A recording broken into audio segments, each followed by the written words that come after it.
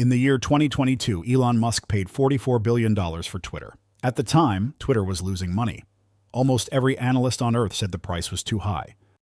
He borrowed $13 billion to fund it. The interest alone, over $1 billion a year. He sold $23 billion in Tesla shares to raise cash, crashing his own company's stock by 45% in the process. And then he pledged most of his remaining Tesla shares as collateral for personal loans, creating a structure where one bad sequence of events could theoretically collapse multiple companies simultaneously. This is not a story about a man who failed. Elon Musk is still the richest person on Earth. This is a story about what the world's most aggressive financial risk-taker can teach us about money, debt, conviction, and the real cost of betting everything on yourself. Before we get into the specific decisions, we need to understand something about how Elon Musk thinks about money, because it is fundamentally different from how most people think about it. In 2008, Musk had two companies, Tesla and SpaceX. Both were nearly bankrupt. He had poured his entire PayPal fortune, $180 million, into both of them. He told a reporter at the time that he had enough money left for rent. That was it. Then SpaceX's fourth rocket launch succeeded. NASA awarded them a $1.6 billion contract. Tesla closed a critical funding round hours before running out of cash. Musk went from nearly bankrupt to saving both companies in the same week. That experience shaped everything that came after. He learned that if you bet everything and believe hard enough, you can pull through situations that look impossible. The problem, as we are about to see, is that this lesson does not always apply. Let's start with the biggest one. April 2022. Musk begins buying Twitter stock. By early April, he owns 9.2%, making him the largest shareholder. Then he makes an offer, $44 billion, $54.20 per share, a 38% premium. Then things get strange. Musk tries to back out. Twitter sues. A Delaware court orders him to complete the deal. On October 27, 2022, Musk walks into Twitter headquarters carrying a bathroom sink, a joke about letting that sink in, and completes the acquisition. Here is what the financial structure actually looked like. $13 billion in bank loans at rates as high as 11.75%, $27 billion in equity, partly from selling Tesla shares, partly from co-investors. Interest on the debt, over $1 billion per year. Twitter's projected U.S. revenue for 2024, $600 million. The company cannot generate enough revenue to cover its own interest payments. To fund the deal, Musk sold approximately $23 billion in Tesla stock in 2022, contributing to a 45% decline in Tesla's share price that year, wiping out hundreds of billions in shareholder value. Tesla shareholders did not vote for this. Their company's stock fell because its CEO was funding a personal acquisition. And then there is the margin loan problem. Musk pledged a significant portion of his Tesla shares as collateral for personal loans.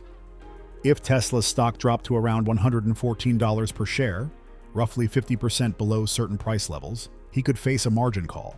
Tesla's own SEC filings warned, if Musk is forced to sell shares, it could further depress the stock, creating a potential death spiral. The world's richest person had structured his finances so that one bad sequence could cause multiple companies to collapse simultaneously. The Twitter deal is the most dramatic, but it is not the only example. In 2016, Tesla acquired a company called SolarCity for $2.6 billion. The logic seemed reasonable, combining electric vehicles with solar energy. The problem was the conflict of interest. SolarCity had been founded by Musk's cousins, Lyndon and Peter Reeve. Musk was its chairman and largest shareholder. He was simultaneously the CEO of Tesla, the company doing the acquiring. Shareholders filed 7 lawsuits alleging Musk had engineered a bailout of a struggling family company at Tesla's expense. The lawsuits sought up to $13 billion in damages. The Delaware court ultimately sided with Musk, ruling the acquisition entirely fair.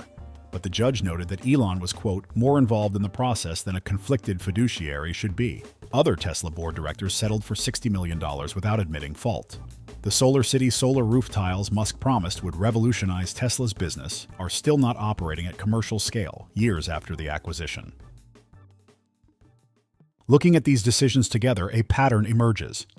And understanding this pattern is more valuable than simply cataloging mistakes. Pattern 1. Conviction is not the same as certainty. Musk's track record gave him enormous confidence in his own judgment, but SpaceX and Tesla succeeded partly because he was right, and partly because of timing and luck.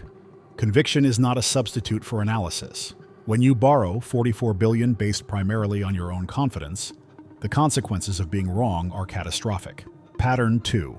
He underestimates the human element. Musk's expertise is engineering and manufacturing. Twitter's value comes from network effects, advertiser relationships, and community trust. After the acquisition, advertisers paused, employees left. Trust eroded. You cannot engineer your way out of a trust deficit. Pattern 3. He uses debt in ways that create catastrophic downside scenarios. Margin loans work brilliantly going up. They create extreme fragility going down. Pledging most of your net worth as collateral creates interconnected risks that can cascade simultaneously. Now, Elon Musk is still worth hundreds of billions. The Twitter bet may yet prove right. So why study his decisions? Because the patterns in his mistakes affect people at every level of wealth. And at your scale, they can be fatal rather than merely expensive. Lesson 1. Conviction is not a substitute for analysis. The stronger your conviction, the more rigorously you should stress test it. Conviction has a way of filtering out contradictory evidence, which is exactly when you need it most. Lesson 2. Understand the real cost of debt. Over $1 billion per year in interest before paying a single employee. Debt doesn't just cost money. It costs flexibility, time, and options. Always calculate the true cost, not just in interest, but in the options it eliminates. Lesson 3. Never use margin loans unless you can afford to lose the collateral. Margin loans create spirals. Falling prices trigger calls, forcing you to sell at the worst time, pushing prices down further. Rule of thumb: never use margin unless you could lose the entire position without it affecting your life. Lesson 4. Separate your assets from your identity. Musk's ego, ambitions, and financial security all depend on the same variables. Diversification is not just about spreading financial risk. It is about ensuring one bad decision cannot destroy everything at once. Here is the thing about Elon Musk. He might be right about all of it. X might become the everything app he envisions. The margin loans might never get called. Tesla might keep growing, or not. The point is not whether Musk wins or loses. The point is that the financial structures he has built create enormous concentrated risk, and the same patterns, at a smaller scale, destroy ordinary people's finances every day. High conviction plus high debt plus concentrated exposure equals potential for extraordinary returns, and potential for catastrophic loss. Knowing which side of that equation you are on is the most important financial decision you will ever make. If this breakdown gave you a new way to think about risk and money, subscribe to Founders and Fortunes. Because every week, we pull apart the biggest financial stories in history and find the lessons hiding inside them. Next week, how Enron used one accounting trick to hide billions in debt and destroyed 20,000 jobs when it unraveled. I'll see you there.